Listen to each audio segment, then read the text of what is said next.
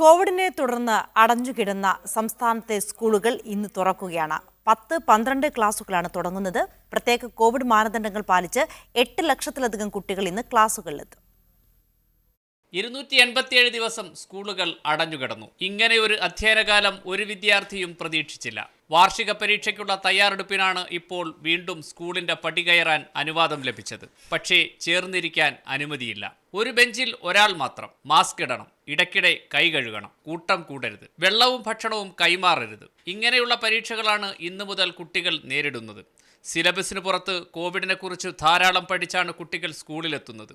അതുകൊണ്ട് നിർദ്ദേശങ്ങൾ കൃത്യമായി പാലിക്കുമെന്നാണ് അധ്യാപകരുടെ പ്രതീക്ഷ. ഇടവേളകൾക്ക് പോലും പുറത്തുവിടാതെ ഓരോ നിമിഷവും പരീക്ഷയ്ക്കുള്ള ഉത്തരങ്ങൾ പഠിച്ചു തീർക്കുന്നതിനൊപ്പം വൈറസിനെ സ്കൂൾ പരിസരത്ത് നിന്ന് മാറ്റി നിർത്താനും കുട്ടികൾ ശ്രദ്ധിക്കണം. രാവിലെയും ഉച്ചയ്ക്കുമായി ഷിഫ്റ്റുകളാക്കി തിരിച്ചാണ് ക്ലാസുകൾ നടത്തുക. SSLCയിൽ 4.25 ലക്ഷം കുട്ടികളും രണ്ടാം വർഷ ഹയർ സെക്കൻഡറിയിൽ 3.84 ലക്ഷം കുട്ടികളുമാണ് ഇന്ന് സ്കൂളുകളിലെത്തുക. മീഡിയ 1 തിരുവനന്തപുരം.